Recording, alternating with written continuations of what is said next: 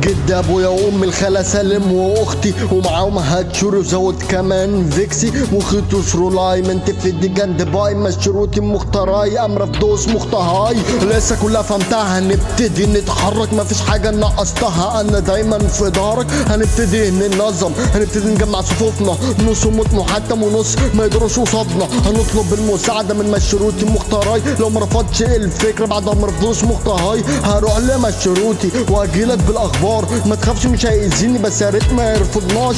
يا ملك الحرب بدأت الارنب طالب مساعدتك. لا انا مش فاهمك انت في كامل عقليتك. الارنب لوحده قادر يمحينا من جذورنا ما قلتلوش مش قادر اصغرهم الوحيد هنا. هتعرف المساعدة من امر في دوس عاوز يشوفك ما تخافش منه انه جن هو بس عاوز يكلمك. غمضت عيني مجبور غمضتها والدنيا بتدور ما تخافش مش خطير. قول له الارنب الاخير رحت له حكيت له القصه بص لي قال لي اساعدك هوريك شيء اللحظه ايه ده دي قوتك ايدك اليمين في علامه دي انا امر في دوس. هنروح لمشروطي نتكلم معاه بالخصوص. قالوا لي غمض فنفذت بقدره رهيبه رحنا له. يا ملك عاوز ايه انت استدعينا امر في دوس جاله. امر في دوس مين دول جايين طالب المساعده. كمل ايد كان يقول اخواتنا بدأوا حرب طحنه هنساعدهم انا موافق لكن شمال في علامه ده انا مشروطي مخيتوس اول واحد رحنا ليه مخيتوس ولع النار من حوالينا طفى كلها امر في دوس من اخواتي خانونا مشوا الطياره في الهوا يا مخيتوس انت غلطان عاوزين يدفونا يا اغبياء انت اللي بدأت يا شيطان. حد عارف ما انت في دي فين عند الوادي مستنيك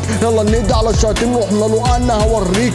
طبعا لو اساس الانسان مفيش حاجه هتساعدوها يا ما انت في دي اسمع بس اسمع ايه انتوا خنتونا لازم نحاربك مضطرين ما تنساش انا الاكبر ما تكونش من المغرورين ما تنساش انا الاقوى. يا ما انت في تعالى نكلمك ابعدوا امر في دوس ومشروطي خلاص احنا لازم نقتلك هتموتوا انتوا قبل موتي مش هنسيبك تلمسوا هيفيدكوا بايه نسيت الارنب كده ماضي عدى عليه دول اللي وحدونا دلوقتي عاوزين يقتلونا لا انت بدأت بمهاجمتهم كده هيدافعوا عن نفسهم. ابعد يا محمد انت عنا مرفتوه الصد هجماته مشروطي بالعافيه بيبعدوا هتشوري هاجم وقتلوا تسجيل مفكر ان خلاص فعلا مفيش منافسه في جذبات شفافه مرفضوش بيحميني بقوه مود راي فيكيور هاي دين دمار منه داي انت علمت الطلاسم موت يا ساذج ظالم بكده موتك حاسم كنت تقتله الراسم كل شيء انتهى الدنيا عادت في هدوء رجعوا مهمك السابقه هتشوري معايا في سكون.